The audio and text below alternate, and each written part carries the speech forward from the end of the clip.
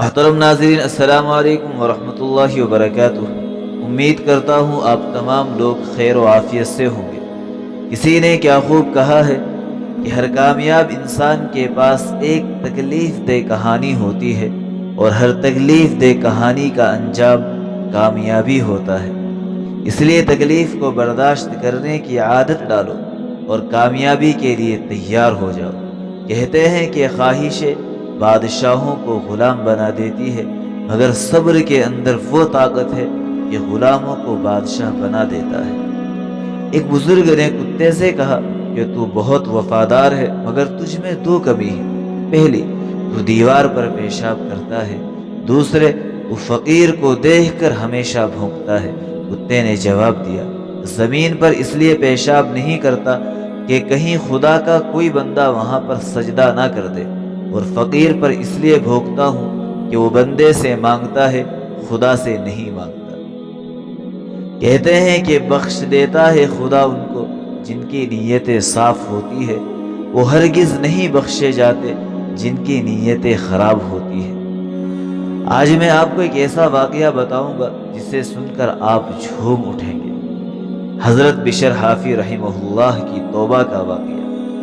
Baghdad کے ایک درویش کو حضرت رسول کریم صلی اللہ علیہ وسلم کی زیارت نصیب ہوئی، جس میں آپ صلی اللہ علیہ وسلم نے درویش کو حکم دیا کہ بشر نامی شخص سے جا کر کہو کہ اللہ نے تمہارا نام اللہ والوں کی فہرست میں لکھ دیا ہے۔ صبح کو وہ درویش اٹھا اور بہت پریشان ہوا، اور پریشانی کے عالم میں سوچنے لگا کہ بشر صرف شراب ہی نہیں پیتا بلکہ شراب خانے کا مالک بھی ہے۔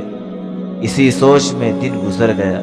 دوسری رات میں پھر اللہ کے نبی خواب میں آئے اور آ کر یہی حکم دیا کہ بشر کے پاس جاؤ اور اس سے جا کر کہو کہ اللہ نے تمہارا نام اللہ والوں کی فہرست میں لکھ دیا ہے۔ صبح کو درویش اٹھے اور اسی سوچ میں دن گزر گیا کہ میں ایک شرابی کے پاس کیسے جاؤں، لوگ کیا کہیں گے۔ درویش پر عجیب کیفیت جاری تھی کہ اتنے بڑے گنہگار انسان کو اتنا بڑا درجہ کیسے مل گیا، اور اگر میں اس کے در پہ گیا تو لوگ میرے بارے میں کیا خیال کریں گے۔ تیسری رات پھر اللہ کے نبی خواب میں آئے اور آ کر کہا کہ بشر کو جا کر یہ حکم سناؤ، اگر تم نے یہ حکم نہیں سنایا تو تمہارا نام اللہ والوں کی فہرست سے نکال دیا جائے گا۔ وہ درویش کہتے ہیں کہ جب میری آنکھ کھلی تو میں بے چین ہو گیا اور مجبوراً میں بشر کے شراب خانے پر پہنچا اور اس کو اپنی آمد کی اطلاع دی۔ جب بشر کو اس بات کی اطلاع ملی تو بشر شراب کے نشے میں تھا، لیکن اتنے بڑے درویش کی آمد کا سنتے ہی رنگے پاؤں بھاگتے ہوئے آیا اور دریافت کیا، کیا کوئی آفت آنے والی ہے جو آپ یہاں خود چل کر آئے؟ درویش نے کہا نہیں، اور ان کو خوشخبری سنائی، جسے سن کر بشر نے شراب سے نہ صرف یہ کہ توبہ کر لی بلکہ تمام شراب بھی ضائع کر دی، اور پھر کبھی پاؤں میں چپل نہیں پہنے، ہمیشہ ننگے پاؤں رہتے اور کہتے کہ جب مجھے اللہ نے ولایت دی تھی، جب مجھے ولایت کی اطلاع ملی تھی تو میں ننگے پاؤں بھاگتے ہوئے آیا تھا، اور اللہ کی بادشاہت تو پوری زمین پر ہے، لہذا شاہی فرش پر جوتے پہن کر چلنا آداب کے منافی ہے۔ یہی وجہ ہے کہ آپ کو حافی کہا جاتا ہے، یعنی ننگے پیر چلنے والے اللہ کے ولی۔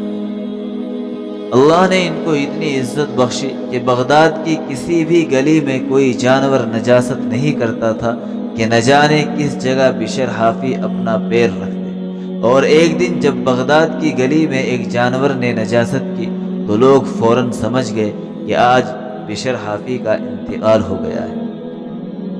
دوستو، کیا آپ جاننا چاہتے ہیں کہ ان کو ولایت کیوں ملی؟ اتنا بڑا مقام اور اتنا بڑا درجہ کس عمل پر ملا؟ وجہ یہ بتائی جاتی ہے کہ یہ ایک مرتبہ اپنی بستی سے گزر رہے تھے، کہیں جا رہے تھے، شراب کے نشے میں دھت تھے۔ راستے میں ان کو ایک کاغذ ملا جس پر اللہ کا نام لکھا ہوا تھا۔ بشر نے اس کاغذ کے ٹکڑے کو اٹھایا، صاف کیا، خوشبو لگائی اور اس کو بڑے پیار سے ایک بلند مقام پر رکھ دیا۔ آپ کا یہ ادب اللہ کو اس قدر پسند آیا کہ اللہ نے بشر حافی کو ولایت دینے کا فیصلہ کر دیا۔ حضرت امام احمد بن حنبل رحمہ اللہ سے بشر حافی علم میں بہت کم تھے، لیکن حضرت امام کہتے ہیں کہ بشر حافی اللہ کو مجھ سے زیادہ پہچانتا ہے۔ اسی لیے میرے دوستو کہتے ہیں کہ اللہ پاک چھوٹی سے چھوٹی نیکی کو بھی ضائع نہیں کرتے، اور اسی لیے کہتے ہیں کہ انسان کبھی بھی کسی کو کمتر نہ سمجھے۔ پتہ نہیں اللہ تبارک و تعالی کب کس کو فرش سے اٹھا کر عرش تک پہنچا دے اور کب کس کو عرش سے فرش پر پہنچا دے، لہٰذا ہر حال میں اللہ سے ڈرتے رہنا چاہیے۔ Subscribe Maulana Farman Naseem to get more videos.